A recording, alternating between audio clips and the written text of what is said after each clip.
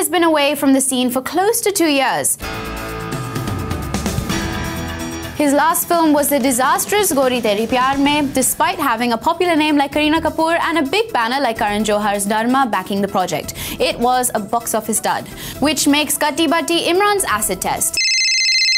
I told UTV that I would not do the film if Imran Khan was not. I was very clear that Maddie's role could only be essayed by Imran Khan, and I never worked with him. I just knew him as a performer. I knew his image as an actor, and that is what I wanted to use.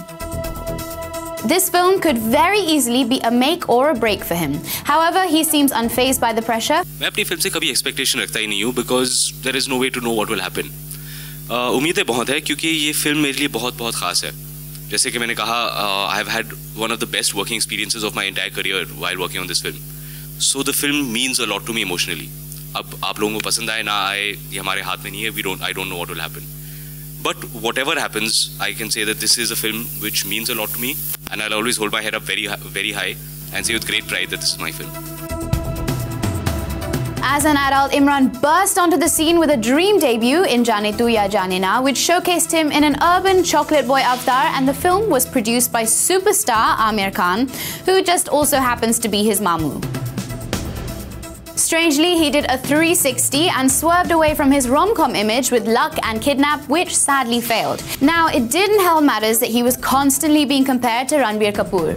Ranbir at the time was going from strength to strength, and his popularity and box office appeal raced ahead of Imran's. Imran then returned to his tried and tested cool urban guy avatar in I Hate Love Stories and Break Ke Baad.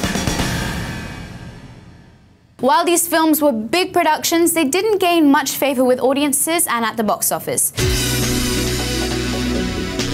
The only shining star in his career till date has been the edgy, experimental Delhi Belly. However, clearly the script was the winner there. Imran might be this really cool, suave guy, but when it comes to his on-screen persona, no one's really going gaga over his acting skills.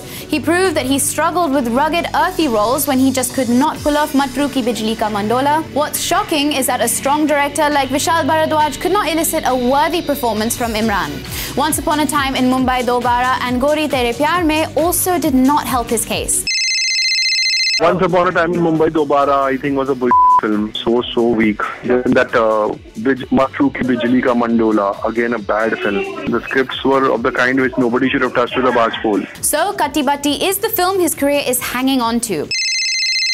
Imran hasn't had a release in a while, so undoubtedly, I think all eyes will be on him. It's only natural. But I think what's good is that the movie appears, from the trailer at least, the movie appears to be in his sort of space. I think it appears to be a milieu that he's extremely comfortable with. Now let's not forget that there's a fear that his co-star Kangana Ranaut might walk away with all the attention and praise. It is her time in the industry, and she's known to be the scene stealer in her recent films. I think Imran is one of the nicest and most hardworking actors I know. He brings in his own charm to every role. If you can crack that about him, you'll be able to extract the best performance from him. He's one of those few actors who still has an air of innocence around him, and he's maintained it well. His performances are so subtle. So let's hope for Imran's sake that Katti Batti brings him good news.